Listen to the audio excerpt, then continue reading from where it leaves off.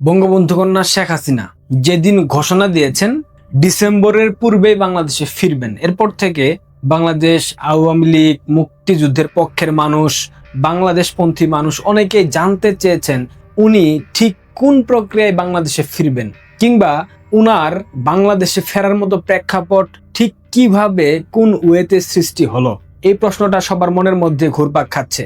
অনেকে আমাকে প্রশ্ন করেছেন, আমার যেটা বিশ্লেষণ বা আমার যেটা মনে হয়েছে আমি সেই কথাগুলো আপনাদেরকে বলি, এরপর আপনারা প্রত্যেকটা ডট মেলাবেন, এরপর বুঝবেন আসলে বঙ্গবন্ধু কন্যা ঠিক কি কারণে বাংলাদেশে ফিরছেন এবং কি কারণে বঙ্গবন্ধু কন্যার রাজনীতি সবসময় প্রাসঙ্গিক ছিল, এখনো প্রাসঙ্গিক আছে। বিএনপি, জামায়াত, তাদের প্রভুকে মার্কিন যুক্তরাষ্ট্র, কালার রেভলিউশন ঘটাইছে কে? মার্কিন যুক্তরাষ্ট্র। ইউনূসকে ক্ষমতায় বসিয়েছিল কে? মার্কিন যুক্তরাষ্ট্র। তারেক রহমানকে ক্ষমতায় বসিয়েছে কে? মার্কিন যুক্তরাষ্ট্র। এখন আমি যদি বলি মার্কিন যুক্তরাষ্ট্র, তারেক রহমান এবং জামাত এবং তাদের যতগুলো সমমনা দল আছে সবাইকে বলে দিয়েছে, অলরেডি দিয়ে ফেলেছে। বিশ্বাস হয় আপনাদের? জি, মার্কিন যুক্তরাষ্ট্র, জামাত, বিএনপি, এনসিপি এবং তাদের সকল সমমনা দলকে বলে দিয়েছে, কারণ এদেরকে দিয়ে প্রকৃতপক্ষে বাস্তবিক অর্থে মার্কিন যুক্তরাষ্ট্রের আর কোনো কাজে লাগছে না। দেখেন, বিশ্ব রাজনীতিতে যত বড় বড় রদবদল হয়, হোক সেটা আধিপত্য বিস্তার, হোক সেটা সামরিক সক্ষমতার প্রদর্শনী, সব কিছুর পেছনে মূল চালিকা শক্তি একটাই। কি সেটা? সেটা হলো অর্থনীতি, সেটা হলো বাণিজ্য। অর্থাৎ পৃথিবীর যা কিছু হয়, যত যুদ্ধ, দাঙ্গা, হাঙ্গামা, ঝামেলা, সব কিছুর মূলে একটাই প্রভাবক, বাণিজ্য এবং অর্থনীতি। এটা মানেন তো? বর্তমান বিশ্বে বৈশ্বিক অর্থনীতি এবং রাজনীতি পরিচালিত হয় কোথায় থেকে? এক বাক্যে উত্তর দেবেন, মার্কিন যুক্তরাষ্ট্র থেকে, অর্থাৎ ওয়াশিংটন থেকে। মার্কিন যুক্তরাষ্ট্রের এই বিশ্বব্যাপী একচ্ছত্র আধিপত্যের প্রধান ভিত্তি কি? এটাও খুব সহজ, পেট্রো ডলার। আন্তর্জাতিক বাণিজ্য করতে হলে প্রত্যেকটা দেশকেই ডলারের উপর নির্ভরশীল হতেই হবে। আপনি ডলারের বাইরে গিয়ে কোনো বাণিজ্য করতে পারবেন না। কিন্তু খেলাটা অন্যভাবে অন্য জায়গায় জমে গেছে। কিভাবে? মার্কিন যুক্তরাষ্ট্রের এই একক আধিপত্যের মুখে সব থেকে বড় চ্যালেঞ্জ ছুড়ে দিয়েছে ডলারের বিপক্ষে চীনের তৈরি নতুন কারেন্সি পেট্রো ইউয়ান। আবারও ক্লিয়ার করে বলবো, মার্কিন যুক্তরাষ্ট্রের বৈশ্বিক বাণিজ্যের যে কারেন্সি পেট্রো ডলার, এই পেট্রো ডলারের পরিবর্তে চীন একটা নতুন কারেন্সি বানিয়েছে যেটার নাম পেট্রো ইউয়ান, যেটা অদূর ভবিষ্যতে হয়তোবা পেট্রো ডলারকে টেক্কা দেবে। ভবিষ্যতের বিশ্ব রাজনীতি এবং অর্থনীতির লড়াইয়ে ওয়াশিংটনের সব থেকে বড় প্রতিপক্ষ কে? মস্কো? নয়াদিল্লি? না, ওয়াশিংটনের একমাত্র এবং আসল প্রতিপক্ষ বেইজিং, অর্থাৎ চীন। দেখেন, বিগত 2 দশকে সামরিক এবং অর্থনৈতিক খাতে চীনের যে অগ্রগতি এবং এশিয়া মহাদেশে তাদের যে পরাশক্তি হয়ে ওঠার একটা সম্ভাবনা দেখা দিয়েছে, এই সম্ভাবনাটা একই সাথে মার্কিন যুক্তরাষ্ট্র এবং ভারতের মাথা ব্যথার অন্যতম কারণ। ভারতের মাথা ব্যথার অন্যতম কারণ হচ্ছে সীমান্ত সমস্যা।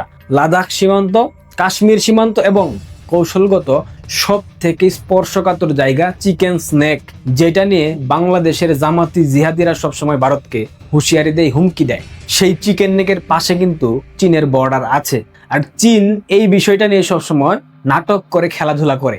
আর মার্কিন যুক্তরাষ্ট্রের মাথা ব্যথার অন্যতম প্রধান কারণ হলো চীনের দ্রুতগামী অর্থনৈতিক এবং প্রযুক্তিগত অগ্রগতি। অর্থাৎ বিগত 2 দশকে চীন তাদের অর্থনৈতিক অগ্রযাত্রাকে সর্বোচ্চ পর্যায়ে পৌঁছে দিয়েছে। তারা প্রযুক্তিতে ঠিক কোথায় গিয়ে দাঁড়িয়েছে আপনারা অনেকেই স্বপ্নেও ভাবতে পারবেন না চীন কোথায় গিয়ে দাঁড়িয়েছে। ঠিক এ কারণেই ওয়াশিংটন অর্থাৎ মার্কিন যুক্তরাষ্ট্র বুঝে গেছিল এই অঞ্চলে চীনের ক্রমবর্ধমান আধিপত্যকে রুখে দিতে হবে এবং পাশাপাশি ভারতকেও একটা স্পষ্ট বার্তা দিতে হবে, বেশি বার বেরো না। এটাই ছিল উদ্দেশ্য। আর এর পাশাপাশি দরকার ছিল বঙ্গোপসাগরের বিশাল একটা ভূরাজনৈতিক বাজার নিয়ন্ত্রণ করা এবং বঙ্গোপসাগরে অর্থাৎ এই অঞ্চলের যেই খনিজ সম্পদ আছে সেগুলা উত্তোলনে মার্কিনিরা চেয়েছিল তাদের নিজেদের আধিপত্য কিংবা নিয়ন্ত্রণ প্রতিষ্ঠা করা। এই দুইটাই তাদের মূল উদ্দেশ্য ছিল। আর ঠিক এই কৌশলগত অভিপ্রায় থেকেই বাংলাদেশে তথাকথিত কালার রেভলিউশনের মাধ্যমে আওয়ামী লীগ সরকারের পতন ঘটানো হয়েছিল। কেন হয়েছিল? আওয়ামী লীগের পতন কেন ঘটাতে হবে? চীনকে শিক্ষা দেওয়ার জন্য কিংবা ভারতকে হুঁশিয়ারি দেওয়ার জন্য? কারণ বঙ্গবন্ধু কন্যা শেখ হাসিনা মার্কিনীদের স্বার্থ রক্ষা করবেন না সেইটা তিনি প্রকাশ্যে জানিয়ে দিয়েছিলেন। তিনি বলেছিলেন সাদা চামড়ার একটা রাষ্ট্র সেন্ট মার্টিনে ঘাঁটি করতে চায়, খ্রিস্টান রাষ্ট্র বানাতে চায়, মনে পড়ে বলেছিলেন। সেটা নিয়ে সামাজিক যোগাযোগ মাধ্যমে বাংলাদেশের সকল পর্যায়ের সুশীল বুদ্ধিজীবী এই সেই ব্যক্তিত্ব ট্রল করেছিল না, যে শেখ হাসিনা এইসব ভূগোল বোঝাচ্ছে ক্ষমতায় থাকার জন্য, বলেছিল না? কিন্তু ঠিক কয়েক মাসের ব্যবধানে সেগুলো সত্যি হয়ে গেল। আওয়ামী লীগকে ষড়যন্ত্রের মাধ্যমে ক্ষমতাচ্যুত করে ইউনূসকে ক্ষমতায় বসানো হলেও ওয়াশিংটন খুব দ্রুত উপলব্ধি করতে পারে ইউনূসের মতো গর্ধবের পক্ষে, প্রতিহিংসা পরায়ণ ব্যক্তির পক্ষে বাংলাদেশ নামক রাষ্ট্র, এই অসভ্য বাঙালিকে পরিচালনা করা কোনোভাবেই সম্ভব না। কারণ ইউনূসের কোনো রাজনৈতিক দল ছিল না, ইউনূসের জনসম্পৃক্ততা ছিল না, ইউনূসের জনভিত্তি ছিল না। আর এইসব না থাকার কারণে মানুষের মধ্যে যখন পুঞ্জীভূত ক্ষোভ স্পষ্ট হয়ে ওঠে, ঠিক তখন মার্কিনীরা বুঝে যায়। এরপর তড়ি ঘড়ি করে নির্বাচনের 3 দিন পূর্বে একটা দাসত্বের চুক্তি, যেই বাণিজ্য চুক্তি করা হয়েছে, সেই চুক্তি করিয়ে নেয়। এরপর নির্বাচনের পর ইউনূসের পশ্চাৎ দেশ বরাবর ইউনূস গংকে ফেলে দেয় মার্কিন যুক্তরাষ্ট্র। দিয়েছে কিনা? এরপর ক্ষমতায় আসলো কে? 17 বছর লন্ডন প্রবাসী, লন্ডন পলাতক খাম্বা তারেক, অর্থাৎ বিএনপিকে ক্ষমতায় বসানো হলো। মার্কিন নীতি নির্ধারকরা ভেবেছিল জনগণের ম্যান্ডেট নিয়ে বিএনপি ক্ষমতায় বসলে তারা মার্কিন বাণিজ্য চুক্তি সফলভাবে বাস্তবায়ন করবে, আইন শৃঙ্খলা পরিস্থিতি স্বাভাবিক করবে, দেশে মার্কিন যুক্তরাষ্ট্র সহ আরো একাধিক দেশের অর্থাৎ আন্তর্জাতিক বিনিয়োগ বাড়বে এবং এর ফলে মার্কিন যুক্তরাষ্ট্র তাদের যে কাঙ্ক্ষিত স্বার্থ বাংলাদেশে রয়েছে সেসব উদ্ধার করবে। কিন্তু যে ব্যক্তি বাংলাদেশে আসছে বউকে নিয়ে হানিমুন করার জন্য, প্রাইভেট কার ড্রাইভ করার জন্য, নায়ক নায়িকা সুচিত্রা সেন, উত্তম কুমার, সেই ব্যক্তি তো ভাই রাষ্ট্র পরিচালনা করতে পারবে না। আর 8 পাস প্রধানমন্ত্রী হয়ে সে কিভাবে এই রাষ্ট্র পরিচালনা করবে? হয়ে গেল খাতাম, মার্কিনীদের ভুল ভেঙে গেল। মার্কিনীরা বুঝলো তাদের এই হিসাব পুরোপুরি ভুল ছিল। এখন সেটা শুধরাতে হবে না? ক্ষমতায় বসার পর বিএনপি সরকারের অতিরিক্ত চীন প্রীতি দেখলেন তো। প্রথম সফর চীন, ক্ষমতায় বসাইলো মার্কিন, সফর করে চীন, চমৎকার না?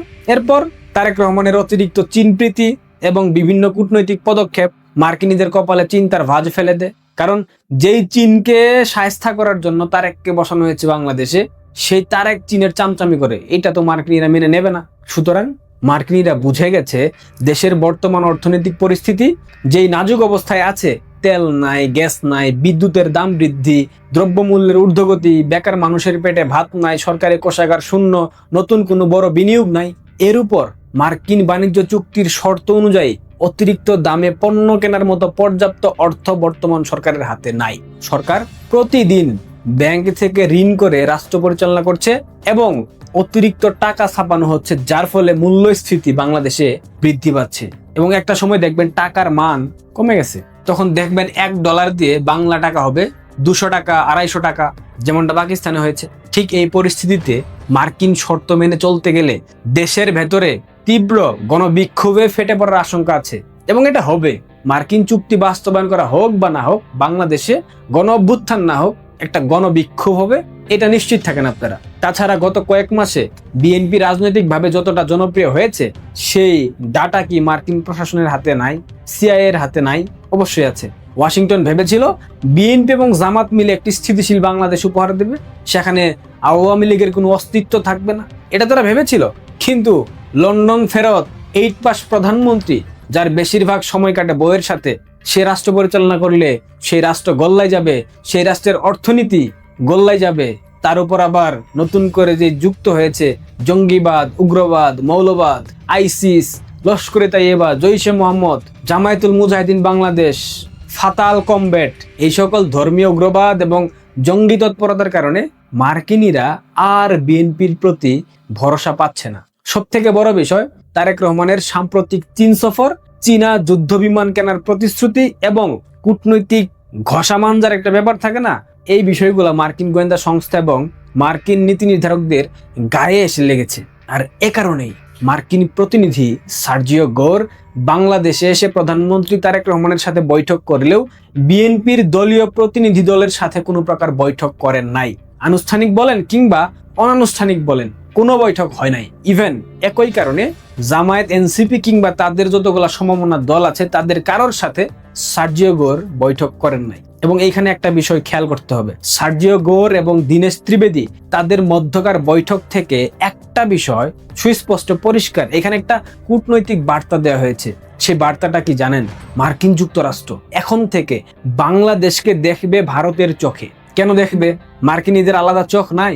অবশ্যই আছে। দেখার একমাত্র কারণ, এই অঞ্চলে চীনকে ঠেকাতে হলে ভারতকে মার্কিনীদের লাগবেই লাগবে। একই সাথে চীন এবং ভারত যদি মার্কিনীদের বিরুদ্ধে চলে যায়, তাদের সাথে বৈরিতা তৈরি হয়, তবে ব্রিক্স, চিনেন তো? ব্রিক্সের সমীকরণটা অবশ্যই আপনাদেরকে আমি বলেছি এর আগেও, গুগলে সার্চ করে নিতে পারেন অথবা আমার পুরনো ভিডিও দেখতে পারেন। এই ব্রিক্স নিয়ে তিনটা পরাশক্তি খেলাধুলা শুরু করবে, চীন, রাশিয়া, ভারত। যদি কোনোভাবে এক হয়ে ব্রিক্সের নিজস্ব কারেন্সি চালু করতে পারে এবং এশিয়ার দেশগুলা সেই মুদ্রায় অর্থাৎ ব্রিক্সের কারেন্সিতে বাণিজ্য করা শুরু করে এবং এইটা যদি অভ্যাসে পরিণত হয়, তবে ভাই মার্কিন ডলারের কফিনে শেষ পেরেক ঠুকে যাবে। এটা কি মার্কিনীরা বুঝে না? অবশ্যই বুঝে। সুতরাং বিশাল এই অর্থনৈতিক ঝুঁকি কোনোভাবেই মার্কিন যুক্তরাষ্ট্র নিতে রাজি নয়। তার উপর আবার আরো একটা সমস্যা রয়েছে, ডোনাল্ড ট্রাম্প নিজেও মধ্যবর্তী নির্বাচন নিয়ে ঝামেলার মধ্যে আছেন, তার জনপ্রিয়তা নষ্ট হয়ে গেছে, বৈশ্বিক বিভিন্ন যুদ্ধ, বিভিন্ন ধরনের অর্থনৈতিক চাপ, সবকিছু মিলিয়ে মার্কিন প্রেসিডেন্ট নানামুখী চাপের মধ্যে আছেন। ফলস্বরূপ দক্ষিণ এশিয়াতে এখন ভারতের চোখই হলো মার্কিন যুক্তরাষ্ট্রের চোখ। সব শেষে বলতে গেলে ক্ষমতার এই যে নিষ্ঠুর ভূরাজনৈতিক খেলা, এই খেলায় শেষ পর্যন্ত বিএনপি, জামাত, এনসিপি এবং অন্যান্য ইসলামিক রাজনৈতিক শক্তিগুলাকে বলির পাঠা বানালো মার্কিন যুক্তরাষ্ট্র, অর্থাৎ বলি দিয়েছে। এখন ভাগ বাটোয়ারা করার পালা, মসনদ থেকে মেরে ফেলে দেওয়ার পালা। মুদ্রা কথা, টেপা তারেককে খেয়ে দিয়েছে ভারত এবং মার্কিন যুক্তরাষ্ট্র। পুরো হিসাবটা পরিষ্কার হয়েছে আপনাদের? আরো স্পষ্ট বুঝাতে হবে?